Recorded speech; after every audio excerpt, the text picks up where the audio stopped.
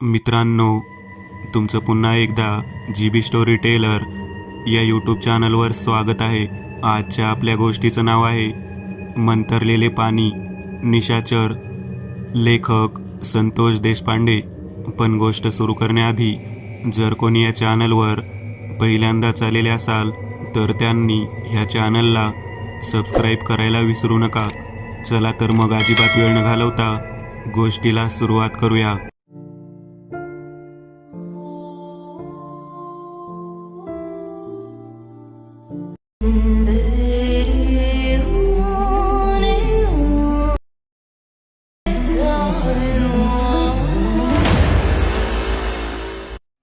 पाण्या एवढी पवित्र कुठलीच गोष्ट नाही असं आपण आजपर्यंत ऐकलं असेल. अभिषेकासाठी लागणारे पाणी, तीर्थजल, यापासून अंत्यसंस्कारासाठी लागणारे पाणी, अशा विविध पाण्याचे आपण उपयोग पाहिले आहेत. परंतु ज्याच्यात मिसळलं जाईल तशा स्वरूपात बदलणारं असतं ते पाणी. वेगवेगळ्या प्रकारच्या विद्येचा अभ्यास करत असताना पाण्याला तेवढेच महत्त्व आहे. तंत्रशक्तीमध्ये पाण्याचा वापर करून कित्येक बाधित लोकांना पवित्र असलेल्या पाण्यापासून बाधामुक्त केलं जातं. परंतु जर एखाद्या वेळेस पाण्याचा वापर वाईट विद्येसाठी करण्यात आला तर मग मात्र काय घडू शकते ते आपण या कथेतून पाहूया. पावसाची रिमझिम सुरू होती. दूरवर झोपडीमध्ये कसाबसा आडोशाला बसून राहून मी वाट पाहत होतो. मी म्हणजे प्रशांत. आज पहिल्यांदाच अशी अवस्था होती की आयुष्यात जगण्यासाठी काहीतरी वेगळं करायची वेळ आलेली होती. झोपडीच्या कडेने गोल आकारामध्ये टाकलेलं पीठ पाण्यामुळे वाहू लागलेलं होतं. जनोबा मला जाताना म्हणाला होता, काहीही झालं तरी चालेल, परंतु झोपडीच्या बाहेर पडू नकोस. तुला आतमध्ये कोणी काही करू नये म्हणून मी हे पिठाचं संरक्षण कवच तयार करत आहे. या कवचामुळे तुझ्या अंगावरती कोणीच हल्ला करू शकणार नाही. तू जसे समजतोस तेवढी सोपी गोष्ट नाही. निशाचर सगळे बाधित झालेले आहेत. धनु याने सर्व पाणी वाईट विद्येसाठी वापरलेलं आहे. आता केवळ शांत बसण्याशिवाय पर्याय नाही. संपूर्ण रात्र शांततेत काढावी लागणार आहे. तुला वाचवणे हे माझ्या पुढे सगळ्यात मोठे उद्दिष्ट आहे. तू जर वाचला नाहीस तर मग मात्र खूप अवघड गोष्ट होईल. केवळ तूच आहेस जो त्या विहिरीमधलं पाणी सिद्ध करण्यासाठी उपयुक्त व्यक्ती आहेस. बाकी सर्वजण केवळ जनावर आहेत, जनावरं. जनोबा जातानाही सगळे सांगून गेला होता. माझ्याजवळची असणारी एक गोष्ट आज संपूर्ण वस्तीला वाचवणार होती. मला केवळ विहिरीमधून एक घागरभर पाणी घेऊन यायचं होतं आणि ते सुद्धा सूर्योदयाच्या पूर्वी. धनु पिसाळलेला होता. मंत्रसिद्धीच्या नावाखाली तो या थराला जाईल असं कुणालाच वाटलं नव्हतं. प्रेमामध्ये माणूस एवढा वाईट होऊ शकतो या बाबतीत कोणालाच कल्पना नव्हती. झोपडीच्या कडेने जनोबाने संरक्षक कवच म्हणून टाकलेलं पीठ पावसाच्या पाण्याने वाहून चाललं होतं. मनामध्ये धडकी भरायला सुरुवात झाली होती. अचानक रात्रीच्या वेळी चित्रविचित्र आवाज यायला सुरुवात झाली. रातकिड्यांची किरकिर तेवढ्याच तीव्रतेने ऐकू येत होती. पाऊस पडतच होता. मी खूप प्रयत्न केला. मला काहीही करून जनोबा येईपर्यंत या भयानक वटवागळापासून वाचायचं होतं. ती वटवागळं नव्हती, ती मंतरलेल्या पाण्याने सिद्ध केलेली एक अघोरी शक्ती होती, जी वटवागळाच्या स्वरूपामध्ये माझ्या नरडीचं रक्त प्यायला आलेली होती. केवळ निशाचर प्राणीच माझा जीव घेऊ शकत होता आणि त्याला धनुनं माझ्याकडं पाठवलेलं होतं. माझ्या पायाच्या अंगठ्याचा जो भाग होता तोच खऱ्या अर्थाने मला या वाईट सिद्धीपासून सर्व लोकांना वाचू शकत होता. मी बराच वेळ झालं जनोबाची वाट पाहत होतो. दूरवरून मला झाडाच्या फांदीवरती लटकलेली वटवागळं दिसू लागली, ज्यांचे भयानक डोळे लाल रंग ओकत होते. मला माहीत होतं ते माझ्या पायाच्या अंगठ्यापासूनच मला खायला सुरुवात करणार. मी माझ्या पायाचा अंगठा माझ्या दोन्ही हातामध्ये घट्ट धरून बसलेलो होतो. एक भयानक असलेलं वटवागुळ त्या रिमझिम पडणाऱ्या पावसामध्ये फांदीवरून उडत उडत झोपडीच्या दिशेने येऊ लागलं. हा माझ्याकडे येणारा पहिला सैतानी हल्ला होता. त्या वटवागळाचा चेहरा हवेमध्ये पाहत असतानाच वेगळं रूप धारण करू लागला. मानवाच्या चेहऱ्याप्रमाणे तो चेहरा वाटत होता. अणुकुचीदार दात जणू माझ्या शरीराचे लचके तोडायला येत आहेत असे मला वाटू लागले. मी जनोबा कधी येणार याची वाट पाहत होतो. कसेबसे ते वटवाघूळ आपले पंख पडणाऱ्या पावसामध्ये फैलावून उडत उडत झोपडीच्या वरच्या लाकडावर येऊन बसलं. ते नक्कीच आतमध्ये येण्याचा प्रयत्न करणार, माझ्या अंगठ्यापासून लचके तोडायला सुरुवात करणार. मी त्याच्याकडे पाहत होतो आणि ते माझ्याकडे पाहत होतं. त्याच्या चेहऱ्यामध्ये अतिशय भयानक पद्धतीचा राग होता. ते माझ्याकडे पाहून वेगळ्या पद्धतीने हसत होतं. जनोबा यांनी सांगितल्याप्रमाणे त्याने जर माझ्या अंगठ्याला खाल्ले तर माझे अस्तित्व संपणार होते आणि एका भयानक वटवाघळाच्या जिंदगीला मला सामोरे जावं लागणार होतं. ते वटवाघूळ माझ्या शरीराचा ताबा घेणार होतं. माझा अंगठा हा माझ्यासाठी कर्दन काळ ठरलेला होता. आज त्या माझ्या पायाच्या अंगठ्याला कापून टाकावं असं मला वाटत होतं. कापून टाकावं तो अंगठा आणि फेकून द्यावा त्या वटवाघळासमोर. निदान माझ्या बाकीच्या शरीराला तरी काही इजा होणार नव्हती. ही गोष्ट करू नये असे मला जनोबा यांनी सांगितलेलं होतं, कारण तो अंगठा हाच संपूर्ण कुटुंबांना वाचवणारा महत्त्वाचा भाग होता. माझ्या आणि त्या भयानक वटवाघळाच्या नजरेमध्ये नजरानजर झाली. माझ्या उजव्या पायाचा अंगठा मी हाताने टोकरून छोटा खड्डा करून त्यामध्ये दाबून ठेवला. आता मला वाटत होतं की आपण आपला पाय जर झोपडीच्या आतमधल्या मातीमध्ये पुरून तसेच जर उभे राहिलो तर आपला पाय शाबूत राहील आणि जनोबा आल्यानंतर तो मला वाचवेल. हा माझ्या पायाचा अंगठा त्याला चांगल्या अवस्थेत मिळेल आणि नक्कीच पुढच्या चांगल्या कामासाठी तो वापरण्यात येईल. अचानक झोपडीच्या कडेने मला छोटी छोटी घुबडं आलेली दिसू लागली. एक प्रकारची सर्व निशाचर पक्षी पंख पसरवत ते झोपडीच्या आतमध्ये माझ्यावरती हल्ला करण्यासाठी येत होते. मी जनोबा जनोबा म्हणून ओरडू लागलो. गुडघ्यापर्यंतचा पाय मी मातीमध्ये रोवून ठेवलेला होता. मला माहीत होतं माझा अंगठा शाबूत राहणार आणि जरी माझा जीव गेला तरी जनोबाच्या हाती माझा तळपाय तरी लागेल. त्याच तळपायाचा वापर करून माझ्या घरातील व्यक्तींबरोबर पुढचा विधी पूर्ण करू शकेल. त्याच वेळेला आम्हाला दुरून पारू आका पळत येताना दिसू लागली.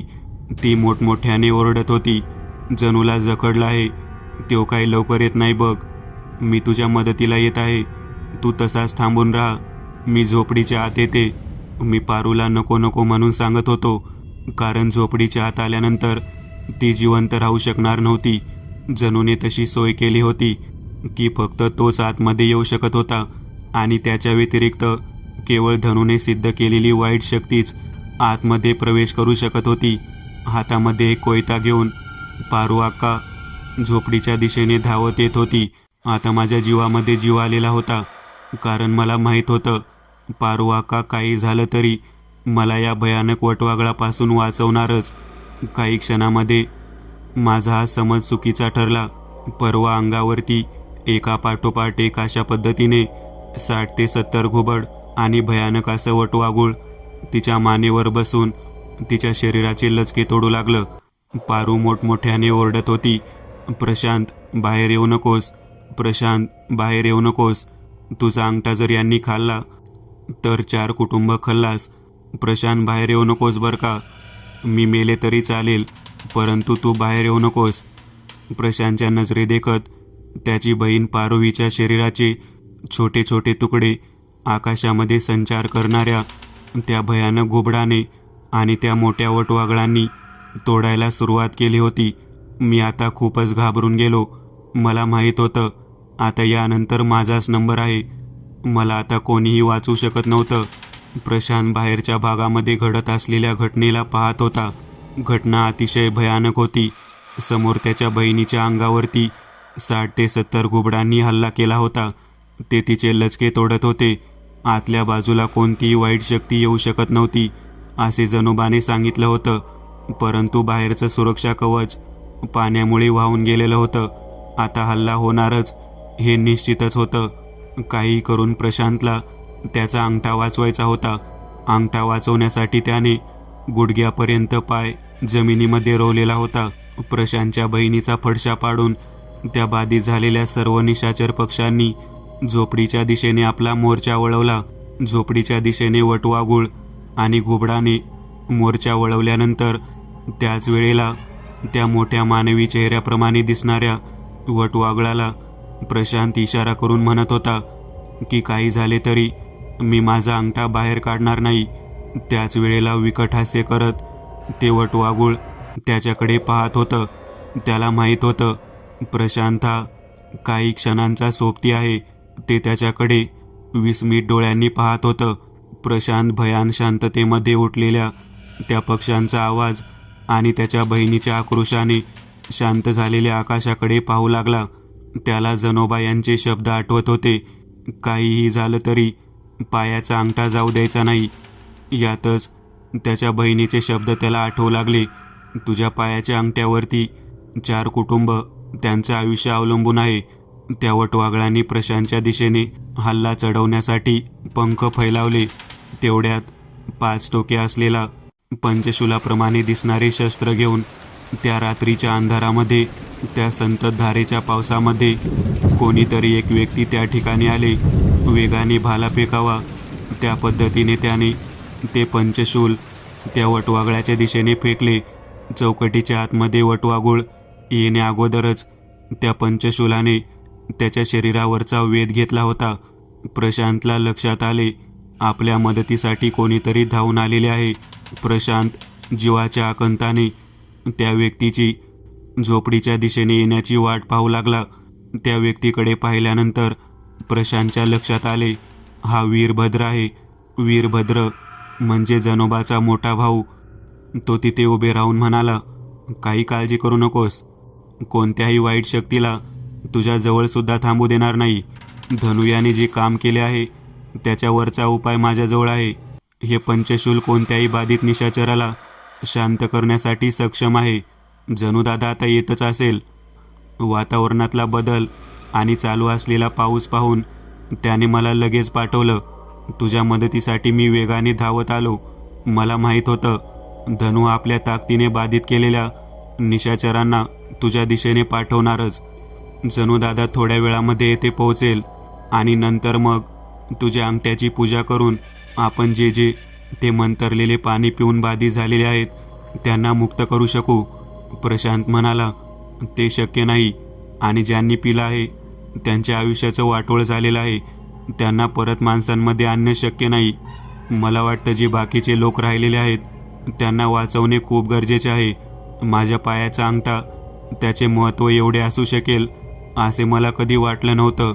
आपण केलेली एक चूक आपल्या संपूर्ण वस्तीवरती एवढ्या भयानक पद्धतीने उलटून पडेल असे कधीच वाटले नव्हते. धनुयाचे खरे प्रेम होते याची पारख वस्तीवरच्या कोणालाच झाली नाही.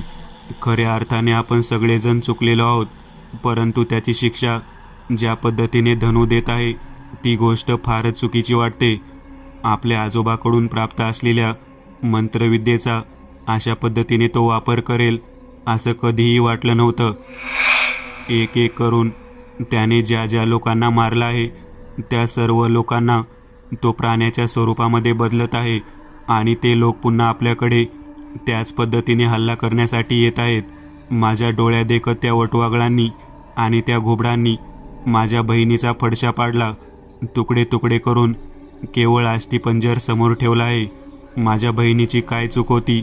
धनु या पद्धतीने वागेल असे मला कधीच वाटले नव्हते. तो ज्या भयानक पद्धतीने वस्तीवरच्या लोकांना शिक्षा देत आहे तसे पाहता मला या 4ही कुटुंबातील लोकांचे जगणे जरा मुश्किल वाटत आहे. वीरभद्र बोलू लागला. तो म्हणाला, प्रशांत, काहीही झाले तरी वाईट शक्तीचा वापर कसा करायचा याबद्दल वस्तीचे काही नियम आहेत. तो आपल्याच लोकांवरती जर काही करत असेल तर त्याला धडा शिकवायला हवा. कितीही मोठे प्रेम असू दे अथवा कितीही मोठी व्यक्ती असू दे, त्याला झालेला त्रास केवढाही असू दे, त्याने मंत्रशक्तीचा चुकीचा वापर अजिबात करायला नको होता. वीरभद्र आणि प्रशांत यांच्यामधील संवाद संपत आलेला होता.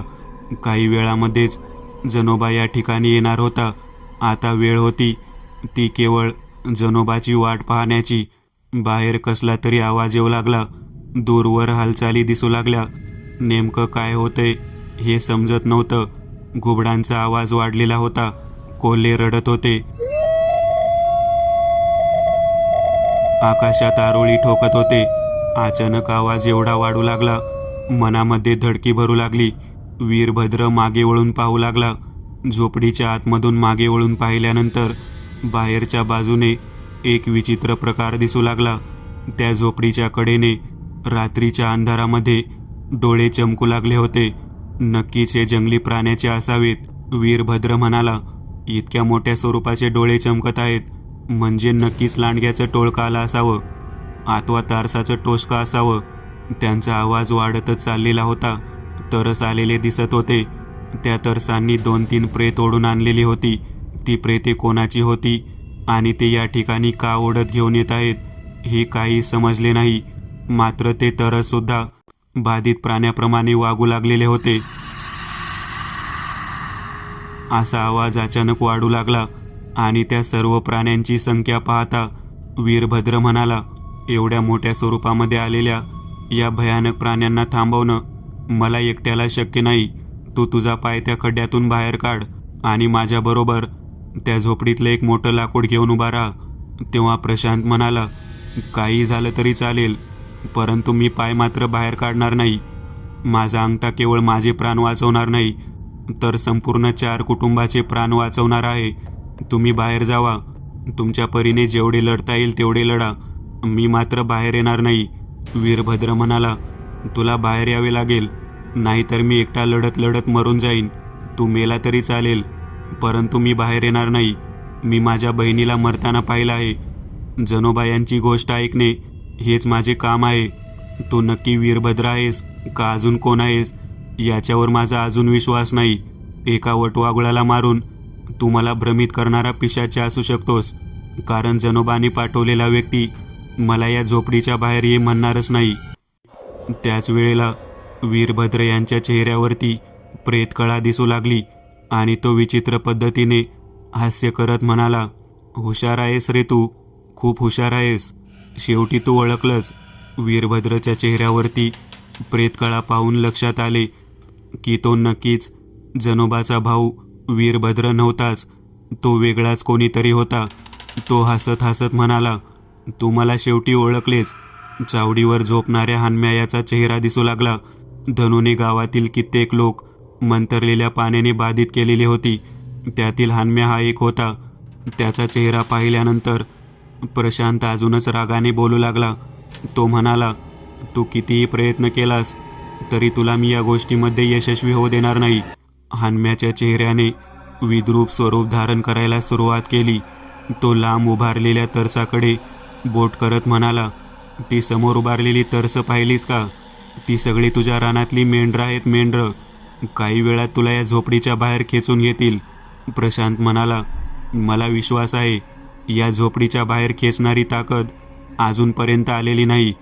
तुम्ही सगळे त्या धनुने दिलेले मंतरलेलं पाणी पिऊन भ्रमिष्ट झालेले आहात. त्याच्या सूड भावनेमुळे संपूर्ण गाव बाधित होण्याच्या उंबरठ्यावर आहे. आता केवळ 4 वस्त्या राहिलेल्या आहेत. तुम्ही सगळे त्या दोघांच्या प्रेमाला विरोध करणारे लोक होता. जातीपातीच्या विळख्यामध्ये अडकून बसलेले धनुचं आणि कुसुमचं प्रेम तुमच्या एका पंचायतीच्या निर्णयामुळे अतिशय भयानकरित्या ठेचून मारले गेले. धनुचा चुलता पदू किती भयानक व्यक्ती होता हे सुद्धा माहीत असून तुम्ही ती शिक्षा त्यांना दिलीत. मेलेल्या धनुच्या आत्म्याला त्याच्या चुलत्याने अंत्यविधीच्या अगोदर जागेवर उठून बसवलं. पवित्र देवाचे विहिरीतील पाणी अख्खं गाव पित होतं. माझं नशीब बलवत्तर म्हणून मी त्या दिवशी त्या विहिरीमध्ये पूजेचं पाणी घेऊन वर आलो. शांताकाने माझ्या अंगठ्याची पूजा करून पवित्र पाणी त्यावरती ओतलं होतं. मंदिरातल्या देवाच्या नंतर देवाच्या विहिरीतलं पाणी केवळ माझ्या अंगठ्यावरती पडल्यामुळे तो माझा अंगठा त्या देवाच्या उत्पादित केलेल्या विहिरीला पुन्हा माझ्या स्पर्शाने पवित्र करू शकतो. धनुने जरी किती प्रयत्न केला तरी मी माझ्या अंगठ्यापासून जे बाधित होण्यापासून वाचलेले 4 कुटुंब आहेत त्यांना नक्की वाचवणार. आम्ही सर्वजण मिळून बाधित झालेली विहीर आणि पूजेपासून वंचित असणारे मंदिर यामध्ये पूजा करून संपूर्ण गावाला पाणी पुरवणाऱ्या त्या बाधित विहिरीला देवाच्या अभिषेकाने पवित्र करणार. पुन्हा पवित्र विहिरीला लोक पाणी भरण्यासाठी येतील आणि पूजा करतील. हन्म्या म्हणाला, हे शक्य नाही. काही वेळातच पवित्र पाण्याच्या शोधार्थ गेलेला जनोबा हा सुद्धा बाजी होणार आहे. सर्व गाव धनुच्या आदेशाने सैतानी शक्तीचा जय जयकार करणार आहे. तू काय, कोणताही व्यक्ती आता या गावाला वाचवू शकणार नाही. माझीच अवस्था बघ किती भयानक झाली आहे. देवाच्या समोर नगारा वाजवणारा मानाचा माणूस आहे, परंतु केवळ त्या मंतरलेल्या पाण्यामुळे माझं घर, माझं कुटुंब आणि एकापाठोपाठ एक याप्रमाणे सगळं गाव आज प्रेतकळा आलेल्या पिशाच्या असल्याप्रमाणे वावरत आहे. त्याच्या या मंतरलेल्या पाण्याच्या तडाख्यातून कोणीच वाचू शकणार नाही हे मला माहीत आहे. तू कितीही प्रयत्न केला तरी तुझा अंगठा हा ती सैतानी शक्ती खाणारच आणि संपूर्ण गावाचा सूड घेणारच. समोरच्या दिशेने तरस माझ्याकडे वेगामध्ये येताना दिसत होती. मला माहीत होतं ही सैतानी शक्ती या झोपडीच्या दरवाजाच्या आतमध्ये येऊ शकणार नाही. पाऊस किती येऊन गेला असला तरी जनोबा याने जे जाताना पीठ टाकलेलं होतं त्यातला काही भाग त्या झोपडीच्या चौकटीजवळ होता. तो भाग मी पाहिला. मला आशा होती की नक्कीच आता कोणतीही वाईट शक्ती आतमध्ये प्रवेश करू शकणार नाही. माझ्याच रानातली मेंढरं त्यांना बाधित करून माझ्याच अंगावर पाठवण्याचा हा भयानक प्रयत्न मला जास्तच त्रास देऊ लागलेला होता. जनोबा आता कधी येणार या गोष्टीने मी खूपच चिंतित झालेलो होतो. हानम्या त्याचे भयानक स्वरूप दाखवत बाहेरच उभारलेला होता, परंतु त्याला आत येता येत नव्हतं. तो केवळ मोठ्याने ओरडत होता आणि भीती दाखवत होता. तरसाच्या रूपातील मेंढरं माझ्या दिशेने येऊ लागली आणि त्याच वेळेला हातामध्ये पेटती मशाल घेतलेला जनोबा मला दिसला. त्याच्या दुसऱ्या हातामध्ये पवित्र पाणी असलेला कलश होता. त्याच्या मस्तकावरती त्रिपुंड होतं. आता माझ्या मनामध्ये कोणतीही शंका नव्हती. मला माहीत होतं जनोबाज या पद्धतीने या ठिकाणी येऊ शकतो. त्या ठिकाणी उभा असलेले सर्व बाधित झालेले मेंढरं त्याच्या मशाली आणि त्याच्या स्वरूपाला पाहून किंचाळत आणि ओरडत त्याच्या अंगावरती धावण्याचा प्रयत्न करत होते, परंतु ती त्याच्याजवळ गेल्यानंतर जागेवरतीच भस्मसात होत होते. जनोबाच्या या भयानक स्वरूपाला पाहून बाधित झालेला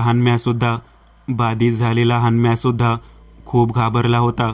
त्याला कळून चुकलं होतं की आता आपल्याला जनोबा सोडणार नाही.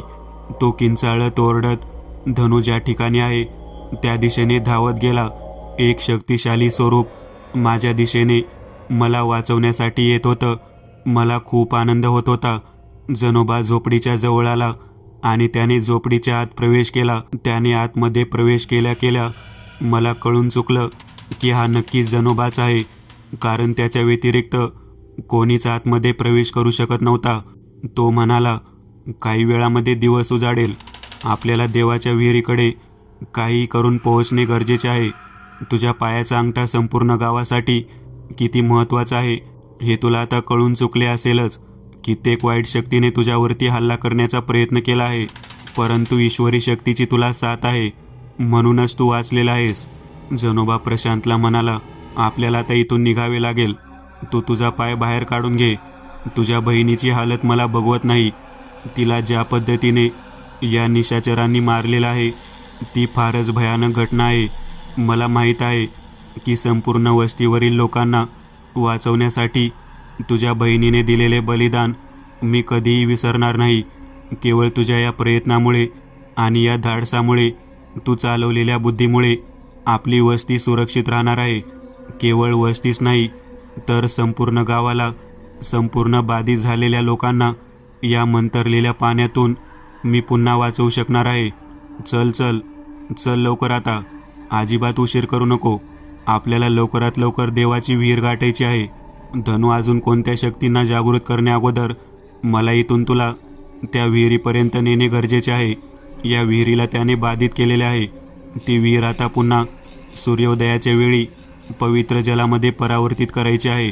देवाची पूजा त्याच पाण्याने होणार आहे.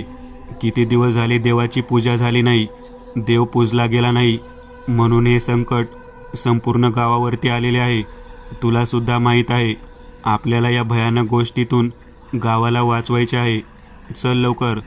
आपला पाय रोवलेला त्या जमिनीतून बाहेर काढत प्रशांत म्हणाला, चला चला जनोबा, आपल्याला उशीर करून काही उपयोग नाही. दोघेही त्या झोपडीतून बाहेर पडले आणि विहिरीच्या दिशेने जाण्यासाठी निघाले. बरेच अंतर पार करून गेल्यानंतर त्यांना समोर एका पाठोपाठ एक या पद्धतीने उभारलेले भयानक निशाचर दिसू लागले. समोर लाल रंगाची साडी नेसलेली, डोक्यामध्ये मळवट भरलेली कुसुम दिसू लागली. तिचा मृत्यू होऊन बरेच दिवस झाले होते, परंतु ती या ठिकाणी कशी काय दिसत आहे याचे आश्चर्य वाटू लागले. जनोबा म्हणाला, पदूकाकाने धनूला जागृत केले आणि धनूने आता कुसुमला जागृत केले आहे. तू काहीही झाले तरी माझ्या पाठीमागे राहा. अजिबात पुढे जाऊ नकोस. आपल्यावरती प्रचंड हल्ला होणार आहे. माझ्यापेक्षा जास्त तुला भीती आहे. माझ्या अंगावरती यायची कोणाची ताकद नाही. माझ्याजवळ मी पंचशूलाच घेतलेले आहे. पंचशूलाच्या फटक्यामध्ये कोणताही निशाचर जवळ येऊ शकणार नाही. तू फक्त मागे उभा राहा. प्रशांत आपल्या जीवाला सांभाळत पुढे निघाला होता. त्याला माहीत होते त्याच्या पायाच्या अंगठ्याचा लचका तोडण्यासाठी कुत्र्याप्रमाणे धावत येणारे हे सर्व तरस त्याला सोडणार नाहीत. त्याने सर्व ताकदीनिशी पंचशूलाला फिरवायला सुरुवात केली. त्याच वेळेला समोरच्या दिशेतून कुसुमने आपली साडी फेडली. तिचे सर्व अंग अतिशय भयानक दिसत होते. तिचे रूप विद्रूप होते. तिच्या हाडांना कसल्याही प्रकारचे मांस राहिलेले नव्हते. एका अतिशय विद्रूप पद्धतीची स्त्री दिसत होती. तिचा चेहरा सामान्य व्यक्तीला पाहणे शक्य नव्हते. प्रशांत तिचा चेहरा पाहिल्यानंतर खूपच घाबरला आणि आपले तोंड आपल्या गुडघ्यामध्ये लपवून तो खाली बसला. तिचा आक्रोश, तिचे ओरडणे अतिशय भयानक पद्धतीचे होते. जनोबा म्हणाला, तू काही काळजी करू नकोस. कितीही भयानक स्वरूप धारण केले तरी या वाईट शक्तीला जागृत करणाऱ्या व्यक्तीचा सुद्धा मी बंदोबस्त करणार आहे. केवळ विहीर गाठायची आहे. डोक्यात ठेव, समोर दिसणाऱ्या शक्तीपेक्षा ताकदवर शक्ती ईश्वरी शक्ती आहे आणि तुझ्या सोबत आहे. तू घाबरल्यामुळे आपले काम सफल होऊ शकणार नाही. प्रशांत शांत पद्धतीने स्वतःला सावरत उभा राहिला, परंतु दूरवरून धावत येणारे निशाचर प्राणी त्याला पुढे जाऊ देत नव्हते. त्याला केवळ जनोबाचा आधार होता, म्हणून तो एक एक पाऊल पुढे टाकत होता. देवाच्या विहिरीकडे जाण्यासाठी उजव्या आणि डाव्या बाजूला दोन्ही बाजूने वाट होती, परंतु जनोबाला सोडून त्या दिशेने जाणे अवघड होते. जनोबा म्हणाला, काही झाले तरी प्रशांत, तू एकटा विहिरीच्या दिशेने जाऊ नकोस. विहिरीच्या कडेने सुद्धा भयानक निशाचे भरलेले असतील.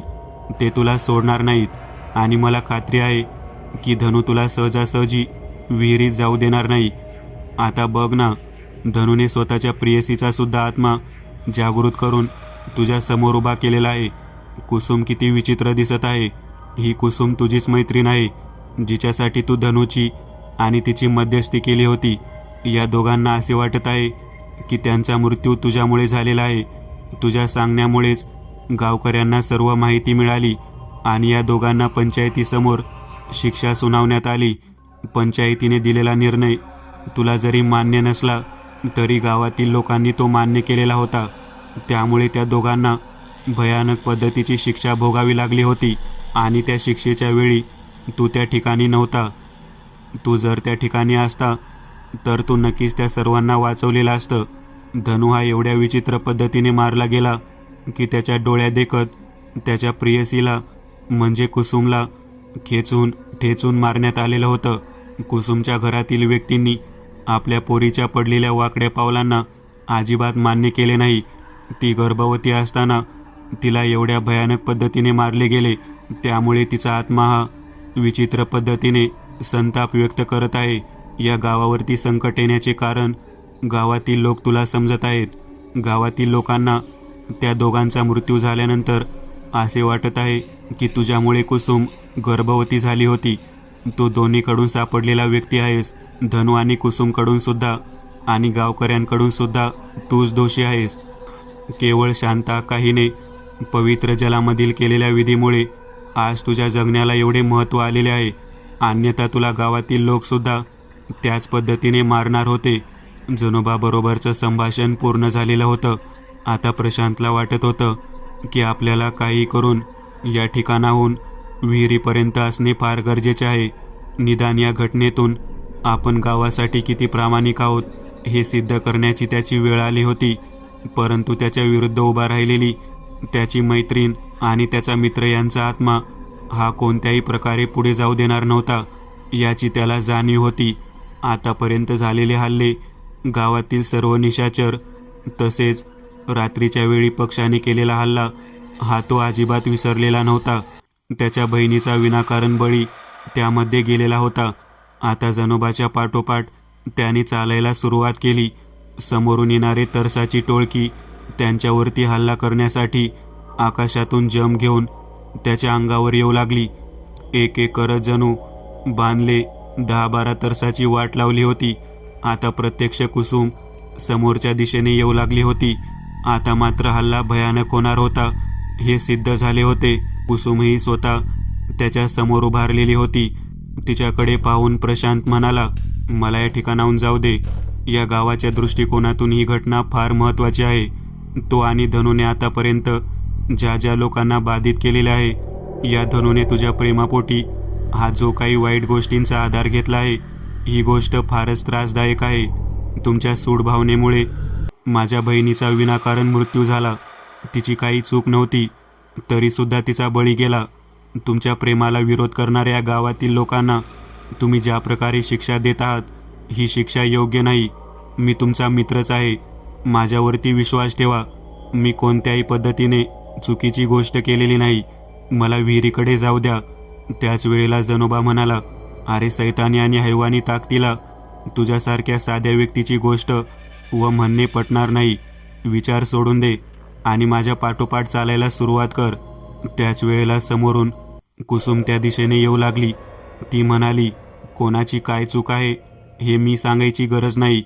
किती भयानक पद्धतीने माझा आणि माझ्या प्रियकर धनू या दोघांचा तुम्ही सर्व गावकऱ्यांनी नाश केला. मानवाला न शोभणारी गोष्ट तुम्ही केली आहे. मग तुम्हाला अमानवी कृत्याने शिक्षा देणे गरजेचे आहे. जनोबा हा दिशेने चालू लागला होता. त्याच्या पाठोपाठ प्रशांत विहिरीच्या दिशेने चालू लागले. जनोबा केवळ आडवा असल्यामुळे प्रशांत हा तग धरून उभा होता. कुसुम जनोबाच्या जवळ आली. जनोबाने तिला कोणत्याही प्रकारे स्पर्श न करता आपला मोर्चा वेगामध्ये विहिरीच्या दिशेने वळवला. बरेच अंतर पार करून गेल्यानंतर त्यांना समोर विहीर दिसू लागली.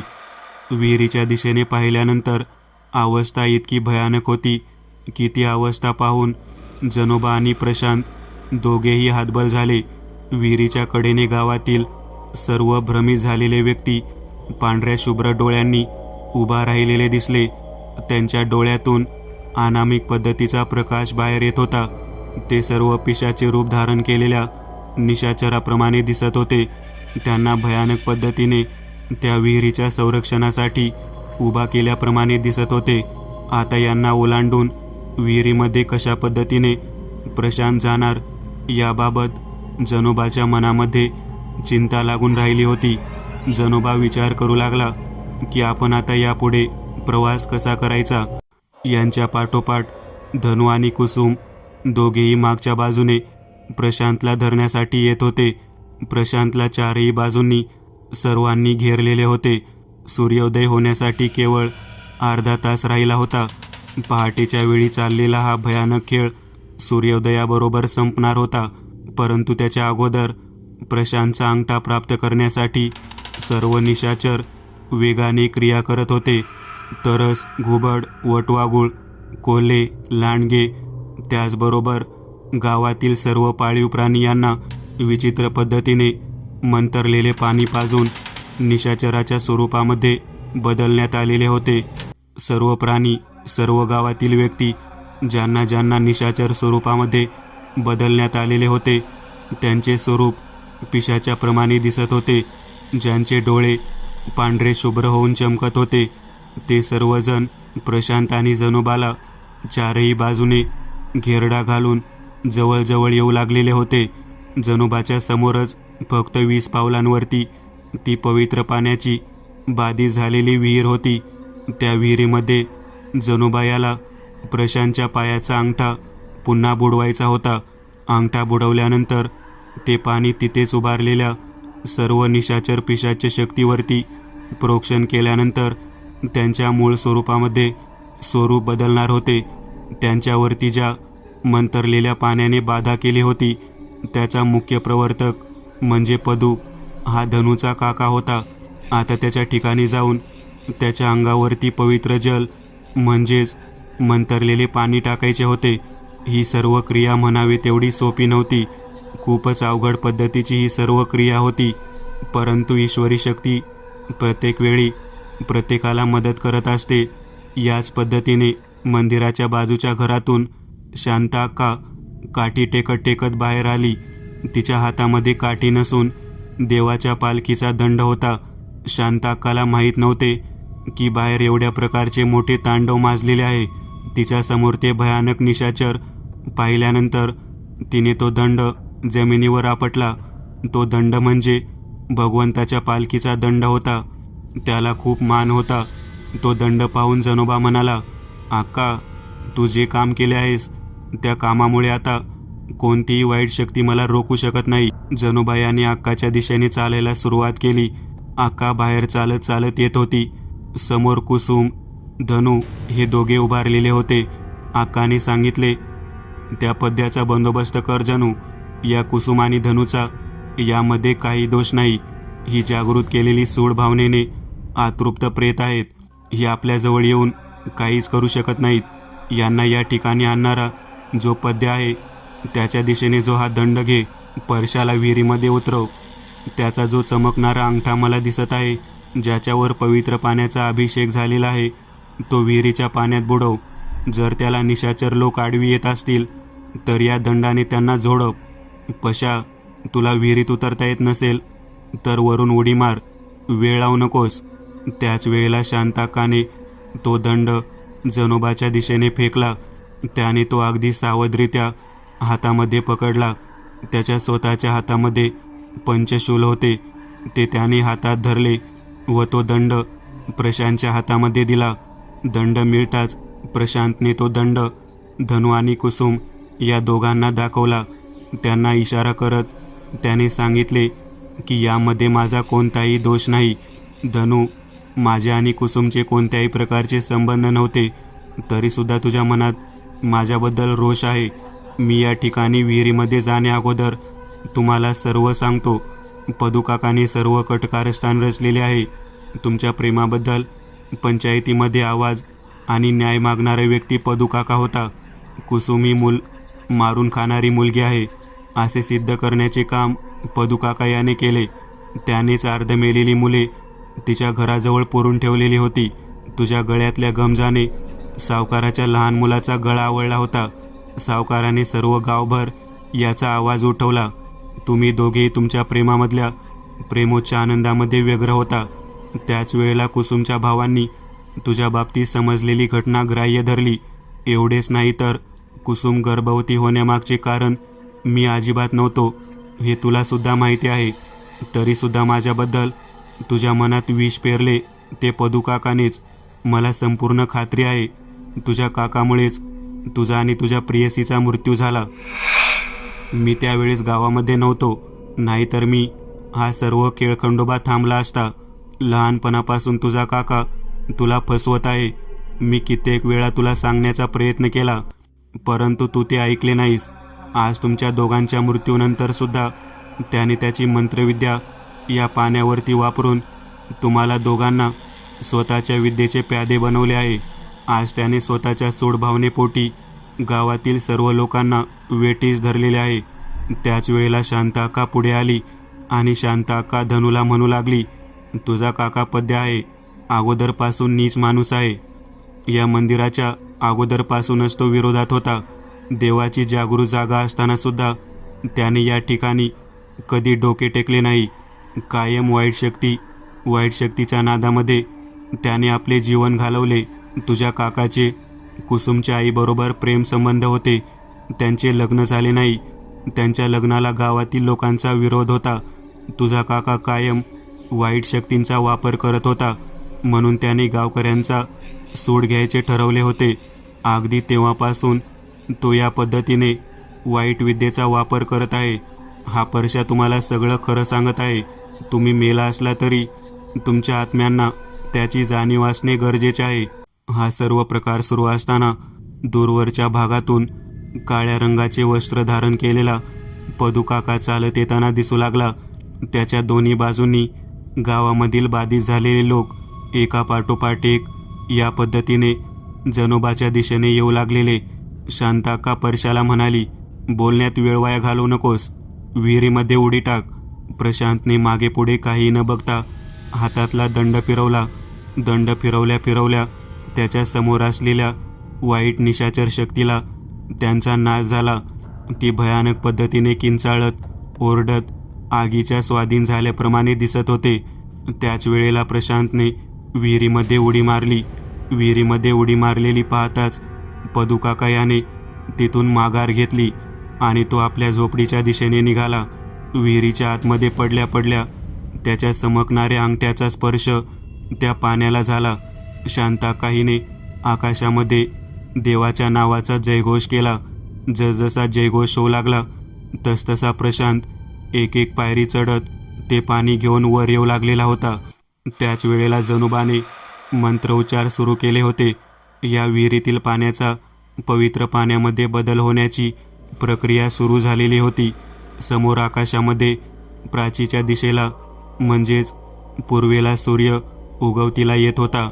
त्याच वेळेला मंत्रसिद्धीने पवित्र झालेले ते पाणी त्याने विहिरीच्या बाहेर आणले आणि समोर उभारलेल्या सर्व निशाचर्यांच्या दिशेने फेकायला सुरुवात केली. पाण्याचे प्रोक्षण होताच गावातील बाधित झालेल्या सर्वच्या सर्व निशाचर व्यक्ती स्वतःच्या स्वरूपामध्ये बदलू लागलेले होते. आता केवळ एकच गोष्ट राहिली होती, ती म्हणजे त्या पदूकाकाला त्याच्या केलेल्या कर्माची शिक्षा द्यायची. एका पाठोपाठ एक अशा पद्धतीने जनोबा आणि प्रशांत त्या झोपडीच्या दिशेने जाण्यासाठी सिद्ध झाले. कुसुम आणि धनू हे दोघेही हा सर्व खेळ पाहत होते.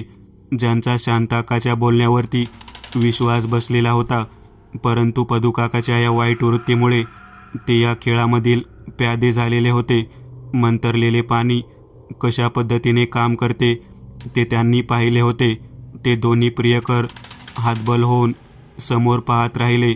त्यांचा मित्र त्यांच्या जवळ गेला आणि त्या दोन्ही प्रियकरांच्या मस्तकावरती त्याने जलाचा अभिषेक केला.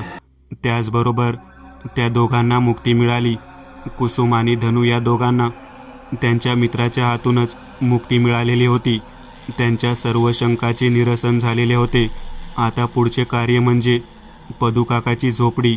झोपडीच्या दिशेने जनोबा आणि प्रशांत हे दोघे येऊन पोहोचले होते. त्याच वेळेला झोपडी पेटलेल्या अवस्थेमध्ये दिसली. तेव्हा मागून चालत येणारी शांताक्का म्हणाली, हा माणूस फार वाईट आहे, त्याने नजरबंदी केलेली आहे.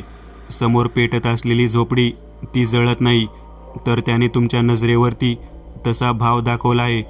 तुम्ही दोघेही त्या पेटत्या झोपडीतून आत प्रवेश करा. तुमच्या शरीराला काही होणार नाही. ती वाईट शक्ती आहे. तुमच्या हातातील पवित्र जलाने त्याची सर्व मंत्रशक्ती संपुष्टात येईल. जनोबा याने शांताक्काच्या सांगण्यावरून त्या आगीमध्ये प्रवेश करायला सुरुवात केली. आतमध्ये ध्यानस्थ अवस्थेमध्ये वाईट शक्तीला जागृत करत बसलेला पदूकाका याने त्याच्याकडे पाहिले. तो काही म्हणण्या अगोदरच त्याच्या अंगावरती त्या विहिरीतील पवित्र जल प्रशांतने फेकलेले होते. त्याच्या शरीरातून वाफा याव्यात या पद्धतीने मंत्रशक्तीचा नायनाट झालेला दिसत होता. एक भयानक मंत्रशक्तीचा अंत झालेला होता. तेही केवळ त्याच मंतरलेल्या पाण्याने. संपूर्ण निशाचर शांत झाले होते आणि खऱ्या अर्थाने गावामध्ये सूर्योदय झालेला होता. मित्रांनो, आज पुरतं एवढंच. तुम्हाला जर काही गोष्ट आवडली असेल तर नक्की लाईक करा. तुमच्यापैकी बरेचसे जण व्हिडिओ लाईक न करताच पळून जातात, पण हा जर व्हिडिओ तुम्ही लाईक केला तर मला जरा बरं वाटेल आणि असेच भारी भारी व्हिडिओ बनवायची माझ्यात एनर्जी येईल. त्यामुळे नक्की लाईक करा. आणि अजूनही कोणी या चॅनलला सबस्क्राईब केलेलं नसाल तर लगेच सबस्क्राईब करून टाका. आणि बाजूची घंटी ती मात्र दाबायला विसरू नका. देवाची घंटी आहे ती. चला तर मग पुन्हा भेटूया अशीच एक आगळी वेगळी गोष्ट घेऊन पुढच्या भागात.